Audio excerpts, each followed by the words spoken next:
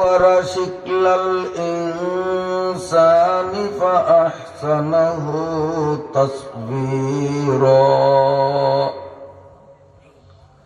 ومنحه بالعقل فجعله سميعا بصيرا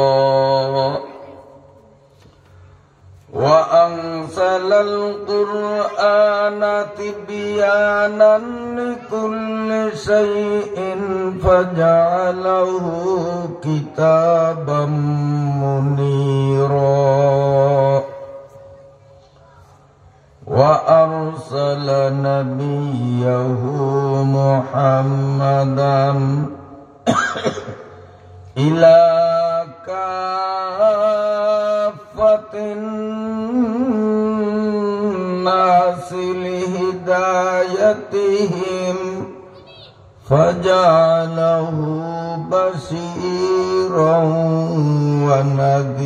ونذيرا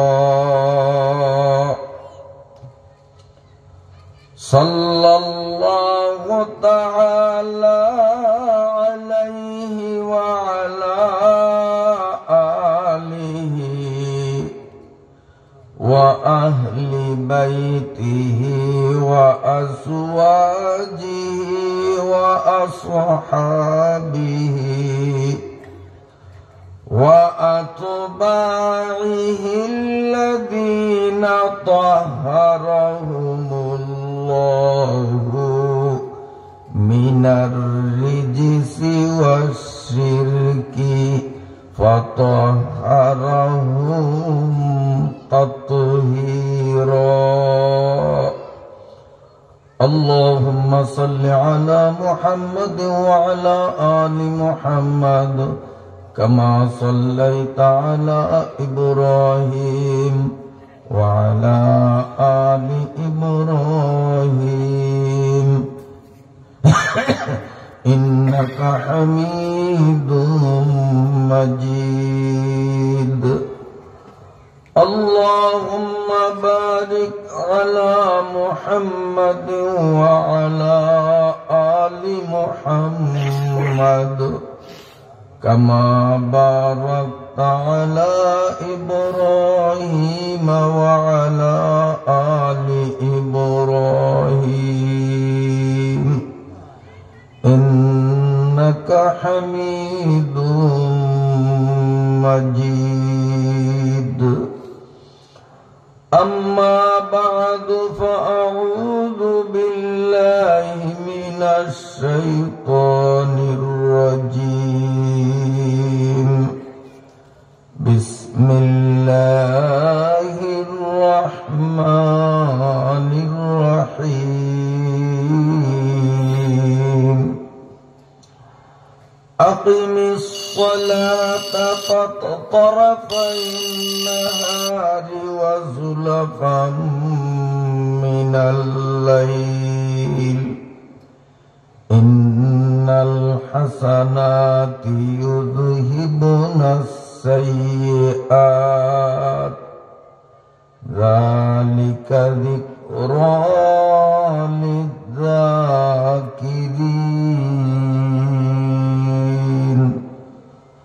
صدق الله مولانا العظيم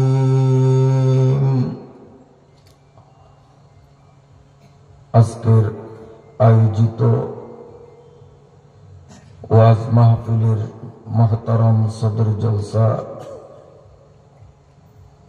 অত্র এলাকার সূর্য সন্তান অসংখ্য আলেম উলামার উস্তাদ শাইখুল হাদিস আল্লামা হযরত মাওলানা শফিউদ্দিন সাহিব দামাত বারাকাতুহুল আলিয়া উপস্থিত চরপাতা জামিয়া মুহাম্মদিয়া দারুস সুন্নাহ মাদ্রাসার সিনিয়র শিক্ষক অত্র এলাকার যোগ্যতা সম্পন্ন আলেমে দ্বীন হযরতুল আল্লাম মাওলানা নূর সুলেমান সাহিব সহ মহতারাম উলামায়ে হযরত, তুলাবায়ে আজিজ, সম্মানিত মুরব্বিগণ,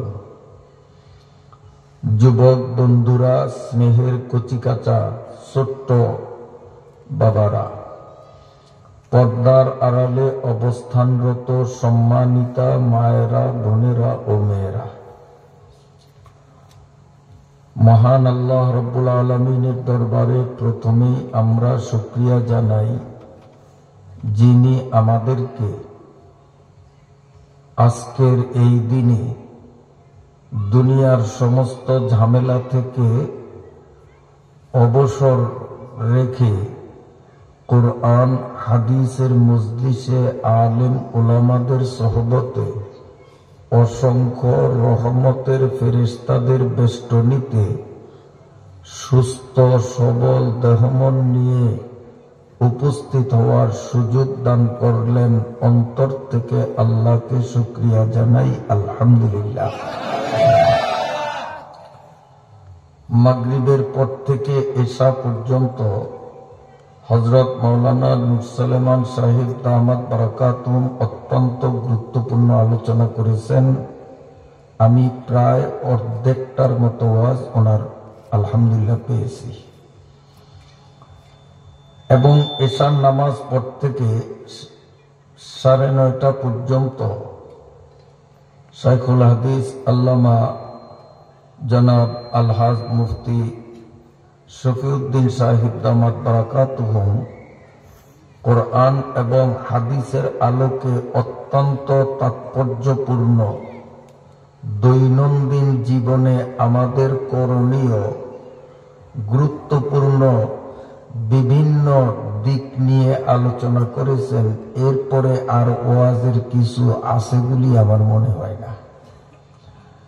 তারপরেও আপনারা আমার মতো নাখান্দা অদমের মুখ থেকে কিছু কথা শোনার জন্য যেভাবে জমে বসলেন, ধৈর্যের মূর্ত প্রতীক হয়ে আপনারা যেভাবে বসে রইলেন, এজন্য আমি ব্যক্তিগতভাবে আমার পক্ষ থেকে আপনাদের জানাই আন্তরিক মুবারকবাদ। হযরত মাওলানা শফিউদ্দিন সাহেব দামাত বারাকাতুহুম তার আলোচনার ফাঁকে ফাঁকে বিশেষত শেষ প্রান্তে শরীয়তের কয়েকটি গুরুত্বপূর্ণ মাসআলা বিষয়ে আলোচনা করেছেন। ঠিক না বেঠিক? লাভটা কি? শরীয়তের একটা মাসআলা আলোচনা করলে যিনি আলোচনা করেন আর যিনি শোনেন, উভয় পক্ষের আমল নামায় প্রতিটা মাসআলার বিনিময়ে 1000 রাকাত নফল নামাজের সওয়াব লেখা হয়। তো শফিউদ্দিন সাহেব দামাত বারাকাতুহুম বেশ কয়েকটি মাসআলা বলেছেন। প্রতিটি মাসআলা বলে উনিও 1000 রাকাত নামাজের সওয়াব, আপনারাও তাতে কয়েক হাজার রাকাত নামাজের সওয়াব অল্প সময়ের মধ্যে অর্জন করতে পারছি। এমন একটা মাহফিলে আল্লাহ আমাদেরকে কবুল করলেন। আল্লাহ ভালো করছেন না খারাপ করছেন? তো সে আল্লাহরে আরেকবার শুকরিয়া জানাইলে আল্লাহ খুশি হবে না বেজার হবে? মন থেকে আরেকবার বলি আলহামদুলিল্লাহ। তো আমিও আমার মূল আলোচনা শুরু করার আগে সংক্ষেপে আমরা কিছু মাসআলা নিয়ে আলোচনা করতে চাই। কেননা এই মাহফিলের দাওয়াত পুরা মহল্লায় মাইক যুগে হয়তো করা হয়েছে, মাইকিং হয়েছে না? তো মাইকিং যিনি করছেন ইনি কি বলছেন? উক্ত মাহফিলে দলে দলে যোগদান করিয়া দোজাহানের অশেষ নেকি হাসিল করুন, এরকম কইছে না? অশেষ নেকি হাসিল করার জন্য ডাকছে, আপনারাও আসছেন। তো অশেষ নেকি কিছু তো আমাদের আগে কামাইতে হবে, তারপরে ওয়াজ। কি বলেন?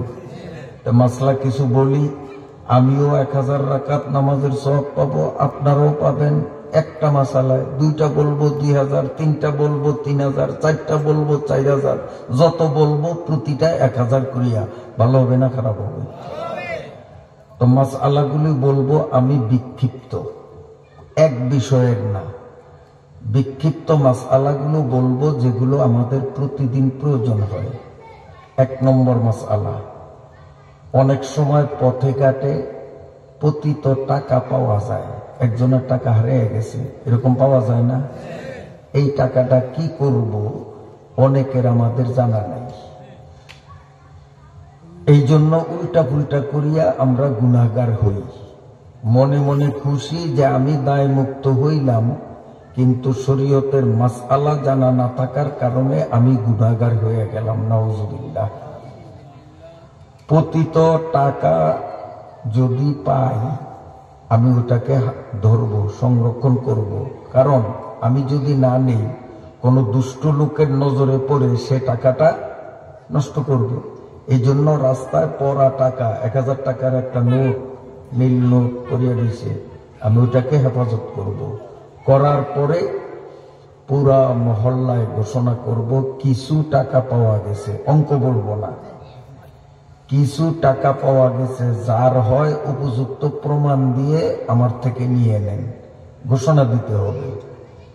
এখন কেউ এসে যদি বলে যে হ্যাঁ 1000 টাকার একটা নীল রঙের নোট আমার হারিয়ে গেছে, বাস তারে আমি দিয়ে দিলাম, তাই মুক্ত হয়ে গেলাম। একরামের সওয়াব, এই একরামের দ্বারা 10 বছর ইতিকাফের সওয়াব আমি পাইলাম। কিন্তু ঘোষণা দেওয়ার পর মালিক পাওয়া গেল না, মালিক পাওয়া যাওয়ার কোনো সম্ভাবনা আছে বলিয়াও মনে হয় না। এমত অবস্থায় কি করব? এমত অবস্থায় মাসআলা হলো আমি যে টাকাটা পাইলাম আমার অবস্থানটা কি, যাকাত খাওয়ার মতো ব্যক্তি কি না আমি যদি গরিব হই, যে আমাকে ধনীরা যাকাত দিলে যাকাত আমি খাইতে পারবো, আমি যদি এই মানের হই তাহলে ওই টাকাটা আমি নিজে খাইতে পারবো। কি হিসাবে? মালিকের পক্ষ থেকে দান হিসাবে, যে মালিক খুঁজছি, মালিক যখন পাই না তো মালিকের পক্ষ থেকে দান হিসাবে আমি এটা খাইলাম।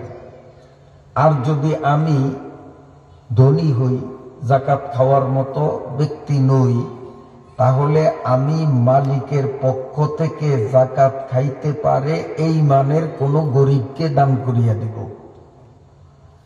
দান করিয়া দেওয়ার পরে যদি অরিজিনাল মালিক বাহির হয়, ভাই আপনি নাকি টাকা পাইছেন অত তারিখে, টাকাটা তো আমার ছিল 1000 টাকা,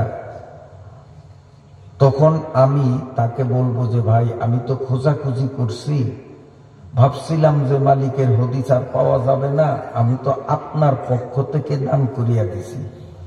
মালিক যদি মানিয়া নেয় তো ভালো, আর মালিক যদি দাবি না ছাড়ে যে আমার টাকা পাইছো, তুমি টাকা, আমার টাকা তুমি দান করার কে, তাহলে আমি আমার গাইডের থেকে 1000 টাকা ওনাকে দিতে হবে, দানটা আমার হয়ে যাবে। কথা বুঝাইতে পারলাম? কিন্তু আমাদের দেশে অনেক মানুষ রাস্তায় টাকা পাইছে, ওই টাকা মসজিদের অথবা মাদ্রাসার দান বাক্সের মধ্যে দিয়ে দেয়। রাস্তার পাওয়া টাকা মসজিদের দান বাক্সায় দেওয়া হারাম, এটা মসজিদের দান বাক্সায় দেওয়া যাবে না। যাকাত খাইতে পারে এই মানের গরিবকেই দিতে হবে। যদি মালিকের হদিস না পাওয়া যায়, ভুলেও মসজিদের দান বাক্সে ওই টাকা ফালাইব না। কথা পরিষ্কার হয়েছে? বুঝে 1000 রাকাত নামাজের সওয়াব পাইছি, যেহেতু একটা মাসলা বলছি। এবার আর একটা কই, শুনবেন তো? খেয়ালে শোনেন। আল্লাহ তাআলা পৃথিবীতে যে জিনিসগুলি বানাইছেন, এই জিনিসগুলি 2 রকম। কিছু জিনিস খাদ্য, কিছু জিনিস অখাদ্য। যেমন এইটাও তো আল্লাহর মাখলুক, কিন্তু এটা খাওয়ার মতো জিনিস, সবাই খাইতে পারবো, এটাও খাদ্য। আবার এটার ভিতরে যে আছে, কি আছে? পানি, সেটা খাদ্য, খাবারের মতো জিনিস।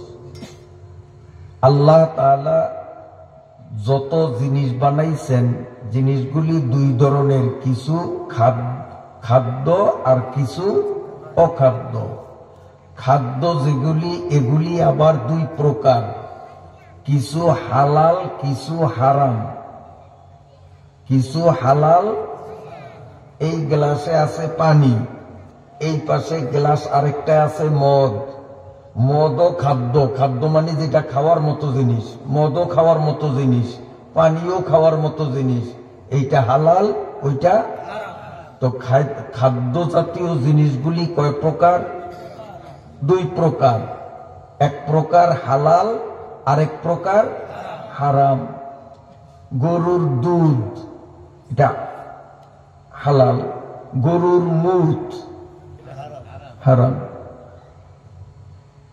মুতো কিন্তু খাদ্য, খাবার মতো জিনিস, হিন্দুরা খায়।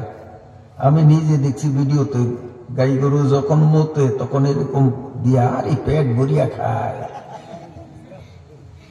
আচ্ছা, তো পেট ভরিয়া খায় কেন?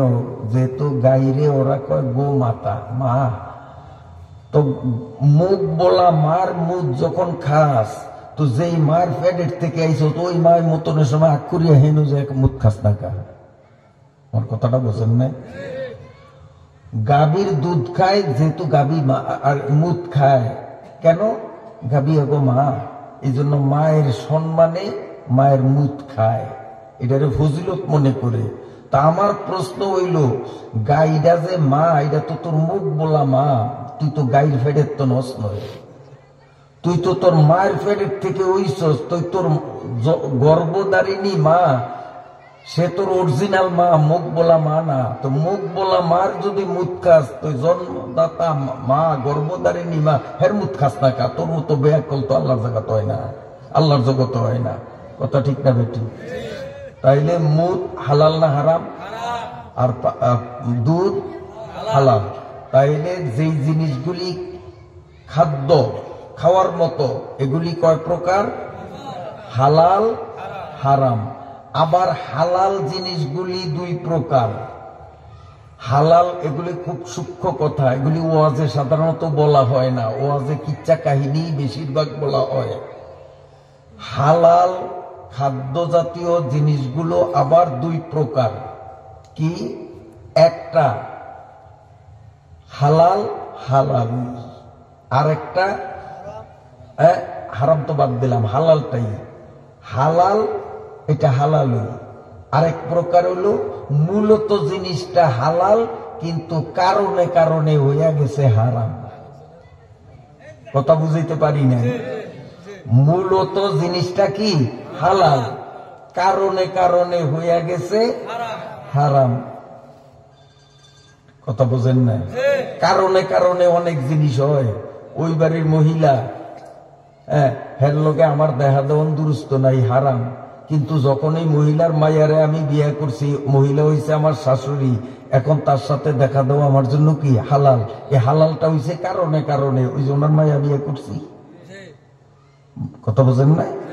কারণে কারণে অনেক জিনিস হয়, কারণে কারণে অনেক হালাল জিনিসও হারাম হয়। যেমন একটা উদাহরণ দেই, মাওলানা নূর সালমান সাহেব ছাগল ফালেন নিও, আবার ও ফালে না, যাও আল্লাহ বাঁচাইছে। উদাহরণস্বরূপ উনি মনে করেন ছাগল ফালে, খাসি ছাগল একটা, ওনার অজান্তে আস্তে আমি ছাগলটাকে চুরি করিয়া নিয়ে গেলাম, নিয়া বিসমিল্লাহি আল্লাহু আকবার ঠিক মতো কইছি, রগও ঠিক মতো কাটছি, সুন্নত তরিকায় জবাই করছি। এই ছাগল খাওয়া আমার জন্য হালাল না হারাম? মূলত ছাগল হালাল না হারাম? মূলত ছাগল হালাল, কিন্তু আমি যে মালিকের থেকে না কইয়া চুরি করিয়া আনছি, এই কারণে হইয়া গেছে হারাম। তাইলে হালাল জিনিসও কারণে কারণে কি হয়? হারাম হয়ে যায়। হারাম জিনিসও কারণে কারণে হালাল হয়ে যায়। মহিলার সাথে দেখা দেওয়া হারাম ছিল, কারণে কারণে হালাল হয়েছে। যেহেতু ওনার মায়ারে বিয়ে করছি, উনি আমার শাশুড়ি, ঠিক আছে? তো কারণে কারণে হারাম হালাল হয়, আবার কারণে কারণে হালাল জিনিসও হারাম হয়। কথাটা পরিষ্কার বুঝাইতে পারছি না? এইবার ভাত খাওয়ান হালাল না হারাম? বুঝিয়া হুনিয়া কইেন, কিন্তু ভাত খাওয়ান হালাল না হারাম? হালাল, কিন্তু কারণে কারণে হারাম হয়। কেমন? আল্লাহ পাক আইন করছেন, রমজান মাসের সেহরির শেষ টাইম থেকে নিয়ে ইফতারের টাইম হওয়া পর্যন্ত এই টাইমের মধ্যে কোনো কিছু খাওয়া পান করা নিষেধ, আল্লাহ নিষেধ করছেন। কাজী ভাত জিনিসটা মূলত হালাল, কিন্তু এখন কারণে কারণে হারাম হয়েছে, কারণ আল্লাহ নিষেধ করছে খাইতে, আল্লাহ নিষেধ করছে। কাজী রমজান মাসে রোজা রাখার মতো শক্তি থাকা সত্ত্বেও যে দিনের বেলায় খায় সে হালাল খায় না হারাম খায়? হালাল খায় না হারাম খায়? হারাম খায়। নিজে পায়খানা করিয়া নিজের পায়খানা মুট করিয়া ধরিয়া নিজে খাওয়া যেরকম হারাম, রমজান মাসে রোজা রাখার শক্তি যার শরীরে আছে রোজা না রাখিয়া দিনের বেলায় ভাত খাওয়া নিজের গু খাওয়ার মতো হারাম। নিজের গু খাওয়া যেমন হারাম, ভাত খাওয়াও রমজান মাসে দিনের বেলায় ওই রকম হারাম। কথাটা একটু কড়া হয়ে গেছে মনে হয়, হ্যাঁ? ঠিক আছে? তা আপনাদের দেশে তো মনে হয় এরকম হারাম খাওয়া নিয়ে পার্টি নাই। আল্লাহ, রমজান মাসে দিনের বেলায় খাওয়া, কথা কয় না, হালাল জিনিসটাও খাওয়া কি হারাম? হারাম ঢা গু খাওয়ার সমান, আস্তা গু খাওয়ার মতো। এই জন্য যুবকদেরকে বলবো, বাবা বিগত দিনে যদিও ভুল করছ, এবার ফাইনাল সিদ্ধান্ত নেও। আগামী রমজান এই তো আসতেছে, কাল বাদে পরশু, একটা রোজাও আমরা ছাড়বো না ইনশাআল্লাহ, এমন নিয়ত করতে পারেননি? দিনের বেলায় খাওয়া দাওয়া করব না। আল্লাহ তাআলা আমাদেরকে তৌফিক দান করেন। এইবার রোজা সংক্রান্ত কিছু আরো মাসআলা বলি। আমি আয়াত পড়ছি, আয়াতের ব্যাখ্যা ইনশাআল্লাহ করব। যেহেতু রোজার কথা আসেই গেছে, তো এই ফাঁকে আরো দুইটা মাসলা বললে কেমন হয়? ওই প্রতিটাই 1000 করিয়া সওয়াব, প্রতিটা মাসলাই 1000 করিয়া সওয়াব কমু। রোজার মাসআলা হলো, কোন মহিলা, মা বোনরা ভালো করিয়া শুনবেন, কোন মহিলা সুস্থ পবিত্র ভোর রাত্রে সেহরি খাইয়া রোজার নিয়ত করছে, দিনের 11টায় তার ব্লাড দেখা দিছে, মাসিক ঋতুস্রাব দেখা দিছে, এরকম হওয়াটা সম্ভব না অসম্ভব? কারণ এই মাসিক ঋতুস্রাব কখন আসবে 1 সেকেন্ড আগেও মহিলা বলতে পারে না। এটা আগে মোবাইল করে না যে তুমি রেডিও, আমি আইতে আছি, একদম হঠাৎ আসিয়া যায়, আসিয়া গেলি তখন সে বোঝে যে আমার পিরিয়ড শুরু হয়েছে। এখন কোন মহিলা, আমি কথাগুলি স্লো এবং পাতলা পাতলা বলি যাতে মা বোনরা কথাগুলো ক্লিয়ার বুঝতে পারেন। কোন মহিলা সুস্থ পবিত্র রোজা রাখার নিয়তে ভোর রাত্রে খানা খাইছে, রোজার নিয়ত করছে, ধরে নেন দিনের 11টা বাজে তার ব্লাড দেখা দিল, শরীর খারাপ হয়ে গেছে। যখন শরীর খারাপ হয়ে গেছে সাথে সাথে সে রোজার নিয়ত ছাড়িয়া দিবে, রোজা আর রাখতে পারবে না। তবে খাওয়া দাওয়া করবে ঘরে অন্যান্য ফ্যামিলি সদস্য যারা আছে তাদের সামনে নয়, সে গোপনে রুমে দরজা আটকাইয়া। ঘরে পোলায় রোজা রাখছে, পুতের বউ রোজা রাখছে, মাইয়ায় রোজা রাখছে, স্বামী রোজা রাখছে, এই রোজাদারদের সামনে আপনি খাওয়া দাওয়া করবেন না, সাংঘাতিক গুনাহ হবে, রোজার বেইজ্জতি হবে। এই জন্য আপনি খাওয়া দাওয়া করবেন রুমের ভিতরে দরজা আটকাইয়া, যাতে আপনার ঘরের একটা রোজাদারও আপনাকে খাওয়া দাওয়া করতে না দেখে। কথা পরিষ্কার বুঝাইছেনি? আচ্ছা, এখন এই পিরিয়ড যেই কয়দিন চলে, এই কয়দিন সে গোপনে গোপনে খাইবে, রোজা রাখবে না।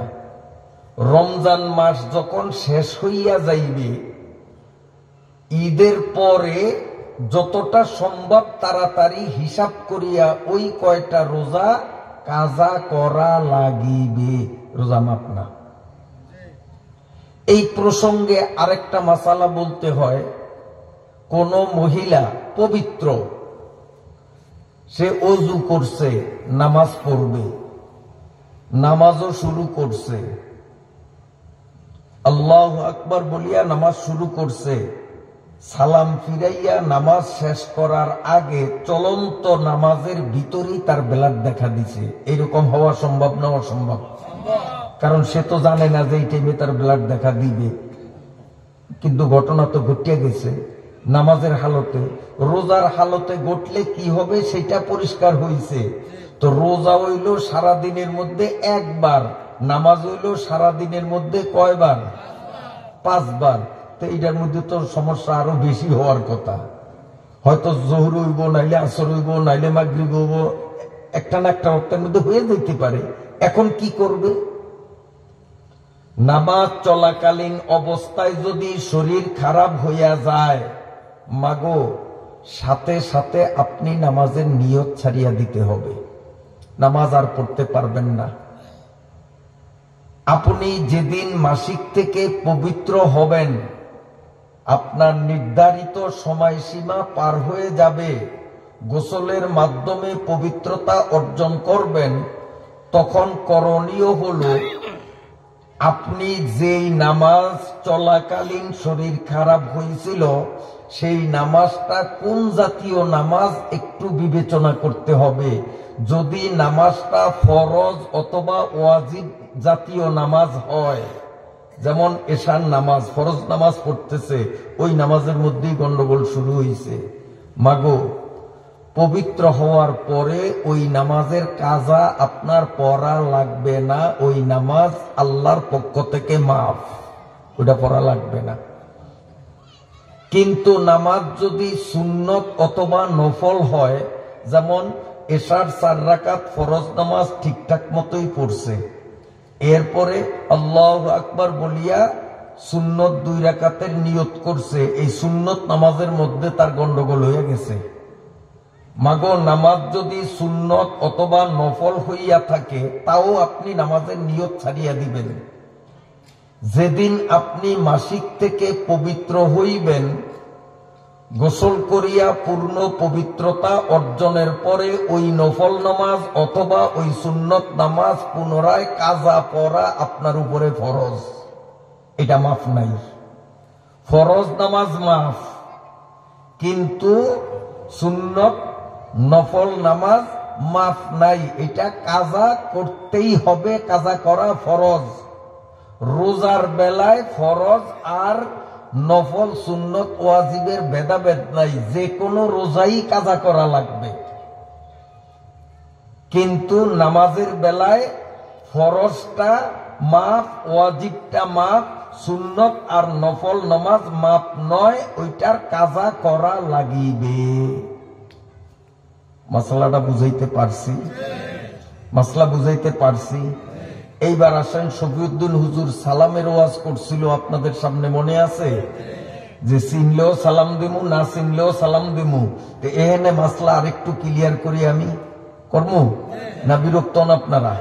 না এডি বাদ দিয়া কিসা একটা লমু, ফেডের মধ্যে 1000 কিসা আছে, কইতারুম কমু?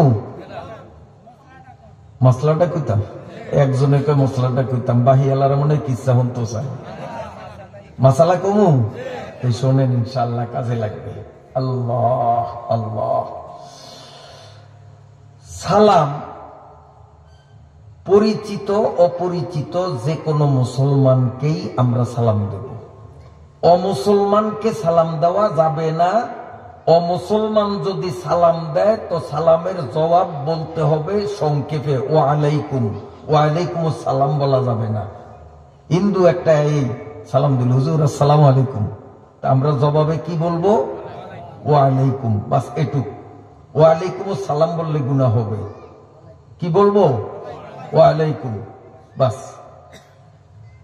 আর মুসলমানের সালাম দিলে ওয়া আলাইকুম আসসালাম ওয়া রাহমাতুল্লাহি ওয়া বারাকাতুহু। এখন সমস্যা হইল মোবাইলে। মোবাইল করে কি রিং বাজলেই রিসিভ করে, রিসিভ করিয়া কানে দিয়া হ্যালো হ্যালো, আরে হ্যালো, কে বলছেন? ও তরিকা, এতদিন পরে নিয়ে আমার কথা মনে পড়ছে। আসসালামু আলাইকুম ভাই, কেমন আছো রে? এরকম হয় না? বাস্তবে এরকমই তো। রাসূলুল্লাহ সাল্লাল্লাহু আলাইহি ওয়াসাল্লাম বলছেন, আসসালাম কাবলাল কালাম, সালাম হবে আগে, কথা হবে পরে। এখন সালাম আগে হইছে না কথা আগে হইছে? তাহলে নিয়মটা কি ছিল? রিসিভ করিয়েই প্রথম আসসালামু আলাইকুম কে বলছেন, হেলো না। প্রথমে কি বলবো? আসসালামু আলাইকুম কে বলছেন। ঠিক আছে? এখন আপনারা প্রশ্ন করতে পারেন যে হুজুর, আমি যখন বললাম আসসালামু আলাইকুম কে বলছেন, ওপার থেকে জবাব আসলো যে আমি গোবিন্দ বাবু বলছি। সর্বতা হিন্দু আছে না? মোবাইলের নম্বর আমি চিনি নাই, কিন্তু আমি তো সালাম দিয়ে দিছি, আসসালামু আলাইকুম কে বলছেন। জবাবে কয় আমি গোবিন্দ বাবু বলছি, আমি বিন্দু মহান সাধু বলছি। এমন সালামটা কারে দিলাম? আমি ইন্দুরে সালাম দিলাম। ইন্দুরে সালাম দেওয়া জায়েজ আছে, কিন্তু সালাম তো দিয়ে দিছি, কোনো অসুবিধা নাই। কেন অসুবিধা নাই? সালামটা হইল বিমানের মতো। বিমান ছিলেন নি? উড়োজাহাজ, হেলিকপ্টার যেখানে মন চায় ওইখানে নামতে পারে। আপনাকে এই মাঠের মধ্যেও নামতে পারবো হেলিকপ্টার, কিন্তু উড়োজাহাজ নামতে পারবো না। উড়োজাহাজ নামতে হইলে ওইটা নির্ধারিত প্ল্যাটফর্ম লাগবো, ওইটা মাটির নামিয়ে একদম দৌড়ইতে হয়। দৌড়ইতে দৌড়ইতে রথ পড়লে তারপরে খাবে। আর হেলিকপ্টারে উঠবে ঘুরতে ঘুরতে, বাউল দিতে দিতে নিজের রথ পরে আস্তে এসে বিদিয়া বলিয়ে। এই জন্য হেলিকপ্টার নামতে পারে সব জায়গায়, কিন্তু উড়োজাহাজ সব জায়গায় নামতে পারে না। ওইটা নির্ধারিত প্ল্যাটফর্ম লাগে। সালামটা হইল একটা উড়োজাহাজ, এটা যেন হেন নামতে পারে না, এটা হেলিকপ্টার না। আমি যখন মোবাইল দিয়া সালাম পাঠাইলাম আসসালামু আলাইকুম, উড়োজাহাজের মতো বন বন করিয়াই সালামটা গোবিন্দ বাবুর কাছে যাইব। যাইয়া গোবিন্দ বাবুর মাথার উপরে নামতে পারে না, কারণ প্ল্যাটফর্ম নাই। যেমন উড়োজাহাজ নামানোর প্ল্যাটফর্ম এখানে নাই, কাজে উড়োজাহাজ উড়িয়া আইব। ডক্টর ইউনূসে ভাড়াইছে, আইছে, আয়া দেহে যে আমার নাম অন্য জায়গা নাই, উড়োজাহাজ নামিয়া কি অ্যাক্সিডেন্ট করবো নি? এটা ঘুরিয়ে আবার কই যাইব? সেই ঢাকারটা ঢাকাই যাইব গিয়া। কেউ তা আমার সালামটাও গোবিন্দ বাবুর মাথার উপরে যাইয়া দেখবো যে এখানে তো লা ইলাহা ইল্লাল্লাহর প্ল্যাটফর্ম নাই। আমি সালাম যদি নামি তাহলে দুর্ঘটনা ঘটবে, অ্যাক্সিডেন্ট ঘটবে। এই জন্য কয়েক চক্কর মাথার উপরে ঘুরিয়া ওই সালাম আমারটা আমার মাথার উপরে নামবো। কথা বুঝাইতাম পারি না? তাইলে আমরা আগে সালাম দিব, পরে কথা বলবো। ঠিক আছে? আবার সালামের মধ্যে আরেকটা গন্ডগোল আছে। কেমন? হযরত মাওলানা নূর সুলেমান সাহেব কোনো কাজে ব্যস্ত, হয়তো কিছু চিন্তা করে অথবা কিতাব পড়ে অথবা কোনো কাজ করে, আমি যাই এই আসসালামু আলাইকুম, কিন্তু হুজুরে কইতারে না, আমি যে সালাম দিছি কইতারে না, এরকম হয়নি? তখন আমরা করি কি? আমাকে সমাজে যা দিই আমরা, হুজুর সালাম দিছি যে, আপনাদের দেশে এই সিস্টেম আছে কিনা জানি না। মেম্বার সাহেব সালাম দিছি যে, এরকম কয় না? আহসানুল ফতুয়া নির্ভরযোগ্য কিতাব সালাম অধ্যায়ের মধ্যে মাসআলাটা এইভাবে ক্লিয়ার লেখছে যে আমি একজনকে সালাম দিলাম, উনি আমার সালামের প্রতি খেয়াল করে নেয়, এই জন্য জবাব দেয় নাই। তাই আমি ওনাকে যদি বলি জনাব সালাম দিছি যে, হুজুর সালাম দিছি যে, গুনাহ হবে। এরম বলা যাবে না। না বলিয়া কি করতে হবে? দোসরাবার সালাম দিতে হবে। আসসালামু আলাইকুম, উনি খেয়াল করলে ওয়ালাইকুম আসসালাম কইব, কিন্তু উনি যে কাজে এত মগ্ন, আমার 2 নম্বর সালামে উনি ভ্রুক্ষেপ করে নয়। তারপরে হুজুর সালাম দিছি যে, এই কথা কোয়া যাইব না। 3 নম্বরে আবার সালাম দিতে হইব, আসসালামু আলাইকুম। যতক্ষণ পর্যন্ত ওনার খেয়াল না আসে বারবার সালাম দিব, বারবার সালাম দিব। একবারও এই কথা বলবো না যে হুজুর সালাম দিছি যে। অথচ আমাদের দেশে অ্যাভেলেবেল এইভাবেই চলে, সালাম দিলে লক্ষ্য না করলেই কয় হুজুর সালাম দিছি যে। এরকম আর কমুন আমরা, এটা নিষেধ শরীয়তে। ঠিক আছে? আবার আসেন, সালাম দেওয়া হইল সুন্নত, সালামের জবাব দেওয়া ওয়াজিব। এখন মাওলানা নূর সুলেমান সাহেব দিক থেকে আইয়ে, আমি পশ্চিম দিক থেকে যাই, এইতেও মনে মনে নিয়ত করছে নবী হুজুরের আমি সালাম দিব, আর আমি নিয়ত করছি যে নুরসলমান মাসারে আমি সালাম দিব। আমার দিলেও খেয়াল আমি দিব, ওনার দিলেও খেয়াল উনি সালাম দিব। দুইজন কাছাকাছি আইসি, আর ওনার মুখ দিয়া আমার মুখ দিয়া একই টাইমে আসসালামু আলাইকুম বাইরে গেছে। এইরকম জীবনে ঘটছে নি আপনাকে? আমার ঘটছে, আপনাকেও ঘটছে নি জানি না। ঘটনাটা যে এমনই হয়েছে, আমিও আসসালামু আলাইকুম, হুজুরও কয় আসসালামু আলাইকুম, দুজনের কন কিন্তু একসাথে হয়েছে, আগে পরে হয় নাই। তখন আমাদের দেশের সিস্টেম কি, এই পর্যন্তই শেষ, এরপরে আগে কথাবার্তার মধ্যে জড়িত হয়ে যায়। শরীয়তের মাসআলা হইল এই মাওলানা সাহেবও আমার সালামের উত্তর দেওয়া ওয়াজিব, আমার উপরও ওনার সালামের উত্তর দেওয়া ওয়াজিব। উনিও বলবে ওয়ালাইকুম আসসালাম, আমিও বলবো ওয়ালাইকুম আসসালাম, কিন্তু আমাদের দেশে বলা হয় না। দুইজনে সালাম দেয়, এই পর্যন্তই শেষ।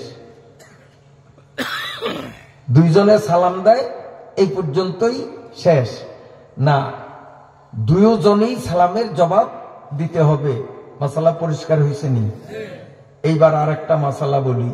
যেহেতু হযরত মাওলানা শফিউদ্দিন সাহেব নামাজ সম্পর্কে কথা বলছিলেন, আর আমি যে আয়াত পড়ছি আয়াতের মধ্যেও নামাজ সংক্রান্ত বিষয়, এই জন্য নামাজ বিষয় 2-4টা মাসলা কইলে কেমন হইব?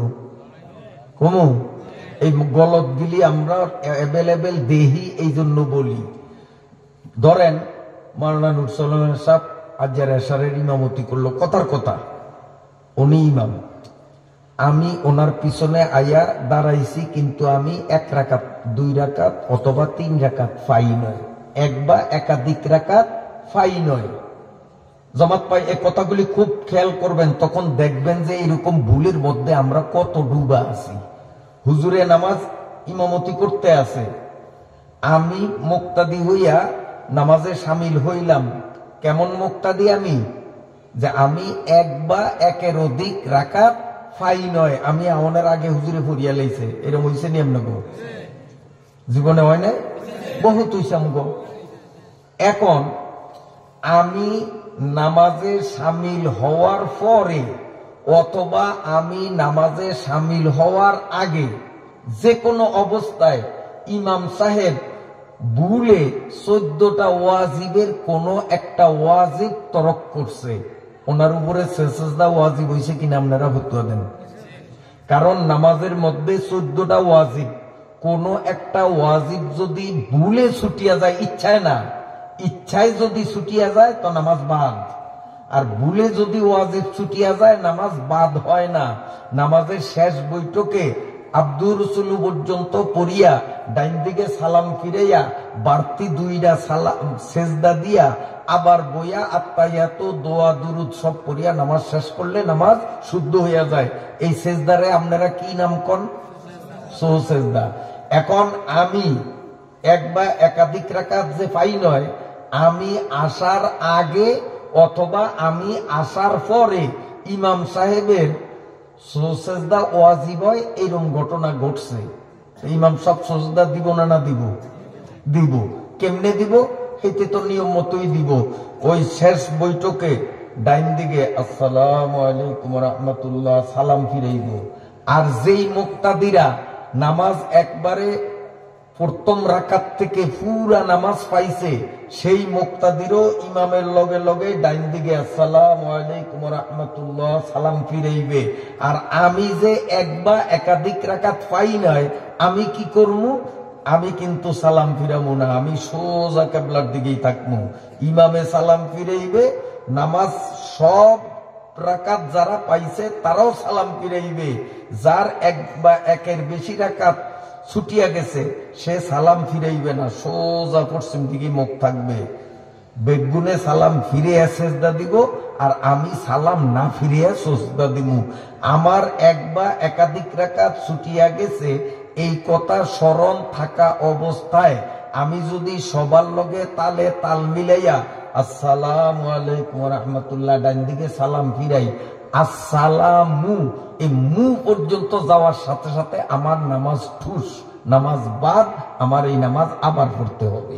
কিন্তু আমরা দেখি ওই ইমামেও সালাম ফিরায়, নামাজ পুরা পাইছে হেরাও ফিরায়, 1-2 রাকাত যেতে পায় নয় এইতেও দেখি ব্যাকের লোকে সালাম ফিরিয়ে দেয়। এতে নামাজ হইছে নি? এতে নামাজ আবার পড়ানো লাগবে। এই মাসলা অনেকেই জানে না। তাইলে ইমামে সালাম ফিরাইবে, পুরা নামাজ যারা পাইছে তারা সালাম ফিরাইবে। যার 1 রাকাত 2 রাকাত 3 রাকাত ছুটিয়া গেছে সে সালাম ফিরিয়া সজদা দিব না না ফিরেয়া? কথা কয় না, না ফিরেয়া। যদি সালাম ফিরেয়া সেজদা দেয় তো তার নামাজ নাই, বা আবার পড়তে হবে। কিন্তু দেখেন শরীয়ত, আমার যে 1-2 রাকাত ছুটিয়া গেছে এই কথা আমার মনে নেই, ইমাম সাহেব সালাম ফিরেছে, আমিও আসসালামু আলাইকুম রাহমাতুল্লাহ সালাম ফিরিয়ে এলেছি, ফিরানোর পরে কক করিয়া মনে পড়িয়া গেছে, হায় আমি কি বললাম, আমার দিয়ে 1 রাকাত ছুটে গেছে। শরীয়তে কোনো অসুবিধা নাই, তুমি তো সালাম ভুলে ফিরেইছো, তুমি সালাম ভুলে ফিরেইছো, মনে থাকলে ফিরেইতা না, কাজে তোমার নামাজ বাতিল হবে না, তোমার সমস্যা হবে না। স্মরণ থাকা অবস্থায় সালাম ফিরাইলে নামাজ বাতিল হইয়া যাইবে। আসসালাম সবার বুঝে আসছেনি? সবাইকে বুঝাইতে পারছি? তাইলে যারা নামাজ পুরা পাইছে তারা সালাম ফিরাইবে, যার 1-2 রাকাত ছুটিয়া গেছে সে সালাম না ফিরাইয়া সুজদা দিবে।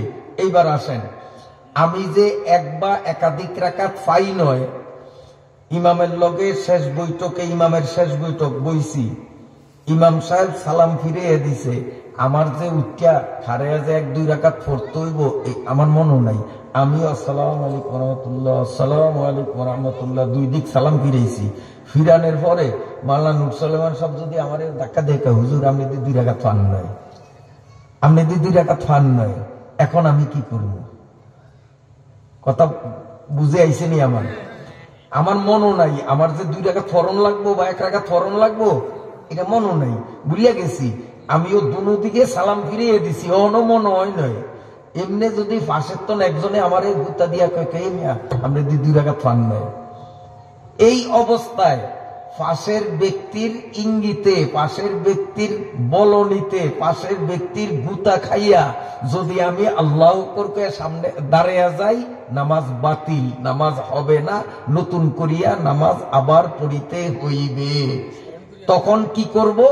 এই শোনেন, মাওলানা সাহেব যখন আমার গুতা দিয়ে কাহিনী আপনি 2 রাকাত ফান নয়, তখন আমি ওনার কথারে গ্রাহ্য করবো না, না করিয়া গাড়তারামি করিয়া বইয়া থাকিয়া মনের জিগে মেয়ে মন, এই যে হুজুরেকে আমি 2 রাকাত পাইনি, হাসা হাসাই 2 রাকাত পাইনি, আমি বইয়া থাকিয়া গাড়তারামি করিয়া, কথা বোঝেন নাই?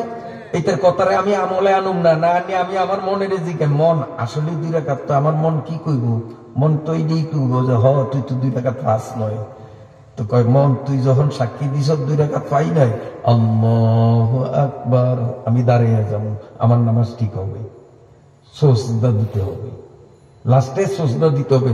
পাশের জনের ইঙ্গিতে যদি দাঁড়াই নামাজ বাতিল হবে, আর পাশের জনের ইঙ্গিতে না দাঁড়াইয়া নিজের মনের সিদ্ধান্তের উপরে ভরসা করিয়া যদি দাঁড়াই তো নামাজ ঠিক হবে। তবে শর্ত হলো শেষ বৈঠকে সুজদা দিতে হইবে। মাসলা বুঝাইতে পারলাম?